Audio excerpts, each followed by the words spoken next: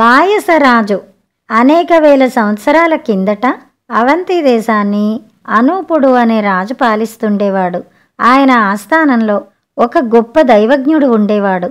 ఆ దైవజ్ఞుడు రోజు సూర్యోదయాది వేళ నదికి స్నానం చేసేటందుకు క్రమం తప్పకుండా వెళ్ళేవాడు. ఆయన ఒకనాడు స్నానం చేసి శుచిగా ఇంటికి తిరిగి వస్తున్నాడు. వచ్చే దారిలో ఒక మామిడి తోట ఉంది. దైవజ్ఞుడు ఆ మామిడి చెట్ల కింద నుంచి నడిచి వస్తుండగా చెట్టు కొమ్మలపైన ఉన్న ఒక కాకి సరిగ్గా అతడి మీద పడేటట్టు రెట్టవేసింది. ఆయన మండిపడ్డాడు. తనను ఈ విధంగా మైలపరిచిన ఆ ఒక్క కాకినే కాక మొత్తం వాయస జాతినే సర్వనాశనం చేసి వేస్తానని గట్టి ప్రతిజ్ఞ పట్టాడు. ప్రతిజ్ఞ నెరవేరేటందుకు పరిస్థితులు కలిసి వచ్చినాయి. ఎలా అంటే, రాజుగారి కోట పక్కన ఒక పూరి గుడిసె ఉంది. ఆ గుడిసెలో ఒక ముసలివాడు ఉండేవాడు. ఆ రోజున వాడు వరిధాన్యం ఎండలో పోసి కావలి కూర్చున్నాడు.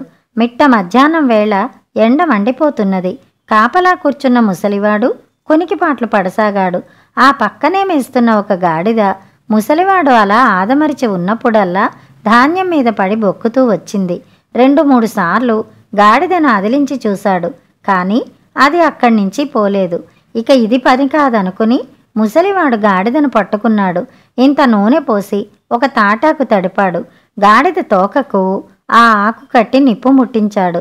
భగ్గుమని మంటలు లేవగానే గాడిద పరిగెత్తసాగింది.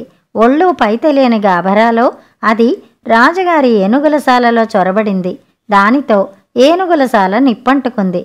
మంటలో చిక్కుకున్న ఏనుగులు ఘీంకరిస్తూ అటు ఇటూ పరిగెత్తసాగినాయి. ప్రజలు భయకంపితులయ్యారు. హాహాకారాలు చెలరేగినాయి. మావటి వాళ్ళు శ్రమపడి ఎట్లా అయితేనే వాటిని పట్టి గొలుసులతో గట్టిగా కట్టివేశారు. ఇలా జరగడంతో రాజుగారికి చాలా కలవరం కలిగింది. గాయపడిన ఏనుగులకు గజ వైద్యులు చేతనైన చికిత్సలన్నీ చేశారు. ఎక్కడెక్కడి నుంచో అనేకమైన ఔషధులు తెచ్చి తైలాలు రాయించి మర్దనాలు చేయించి చూశారు. గుణం ఇవ్వలేదు. కొన్నాళ్ల తర్వాత రాజుగారు యథాలాపంగా ఈ సంగతి దైవజ్ఞుడితో అన్నారు. ఇటువంటి అవకాశం ఎప్పుడు చిక్కుతుందా అని కనిపెట్టుకుని ఉన్న దైవజ్ఞుడు భలే సంతోషం పొందాడు. ప్రభు, ఆ ఏనుగుల గాయాలు మానాలంటే కాకి కొవ్వు తెప్పించి రాయిస్తే సరిపోతుంది. ఘన వైద్యులమని కబుర్లు చెప్పే ఆ గజ వైద్యులకు ఈ మాత్రం ఎందుకు తెలియలేదో నాకు ఆశ్చర్యంగా ఉంది అన్నాడు. రాజుగారికి ఈ చికిత్సా పద్ధతి బాగున్నట్టే తోచింది. పైగా ఖర్చు లేనిది. ఎక్కడ కనపడిన కాకిని అక్కడనే పట్టి చంపి రాజనగరకు తేవలసిందని రాజుగారు దండోరా వేయించారు. ఇంకే రాజ్యంలో ప్రతి వాడు వేటగాడైపోయాడు. వందల వేల సంఖ్యలో కాకులను చంపి తేసాగారు.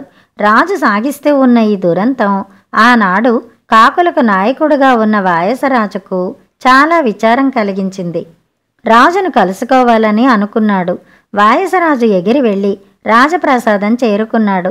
ఆ సమయంలో కలకల్లాడుతూ నిండు దర్బారు జరుగుతూ ఉంది. వాయసరాజు సూటిగా ఎగిరి వెళ్ళి రాజుగారి సింహాసనం పక్కన వాలాడు. అది చూసిన సేవకులు, ఇదేమిటి, కాకి వచ్చి వాలిందేమిటి అంటూ పట్టుకోవటానికి ప్రయత్నించారు. కానీ దానినేమీ చెయ్యవద్దని చెప్పి రాజు వాళ్లను వారించాడు. అప్పుడు వాయసరాజు మానవ భాషలో రాజుతో ఇలా అన్నాడు. రాజా, తమరు కోపగించక నా పలుకులు ఆలకించాలి. రాజైన వాడు ఇతరుల సలహాలను ఆచరణలో పెట్టే ముందు మంచి చెడ్డలు ఆలోచించి చూడాలి. అలా చేయకపోతే ఎంతోమందికి దుఃఖకారణం అవుతుంది. మీ దైవజ్ఞుడు కాకి కొవ్వు ఏనుగుల గాయాలను మాన్పగలదని చెప్పాడు. నిజానికి కాకి శరీరంలో కొవ్వు ఉండనే ఉండదు. ఇది దుష్టబుద్ధితో ఇచ్చిన సలహా కానీ మరొకటి కాదు. ఈ మాటలు విని రాజు అనూపుడు అమిత ఆశ్చర్యపోయాడు.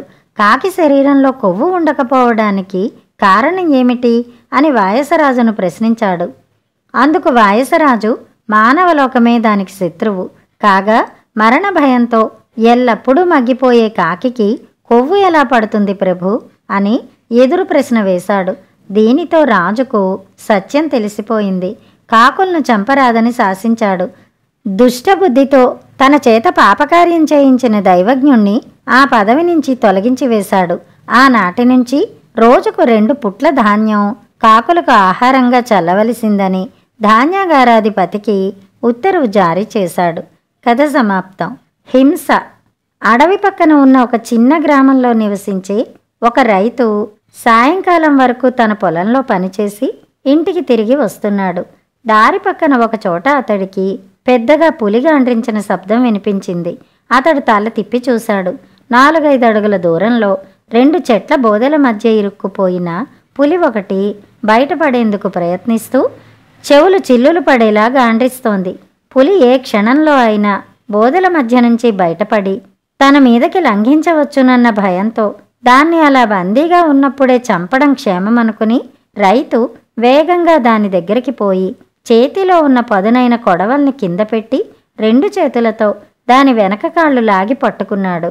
అయితే రైతుకు పులిని కాళ్ళు నరికి చంపేందుకు కొడవల్ని ఉపయోగించడం సాధ్యపడలేదు.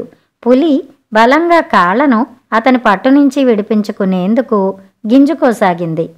ఏమి చేయటమా అని రైతు ఆలోచిస్తున్నంతలో ఆ దారి వెంట వస్తూ సన్యాసి ఒకడు కనిపించాడు. రైతు అతడితో, అయ్యా, పరిస్థితి చూశారు కదా, నేను పులి కాళ్లను అలాగే బలంగా పట్టుకుని ఉంటాను, మీరు కొడవలతో దాని తల నరకండి అన్నాడు. అందుకు సన్యాసి అడ్డంగా తలాడిస్తూ, నేను హింస చేయను, మారణాయుధం ముట్టను అన్నాడు. అలా అయితే స్వామి, మీరు పులి కాళ్ళు పట్టుకోండి, నేను కొడవలతో దాని అంతు చూస్తాను అన్నాడు రైతు. సన్యాసి పులి కాళ్ళు పట్టుకున్నాడు. రైతు వెంటనే కొడవలి తీసుకుని అక్కడి నుంచి బయలుదేరాడు.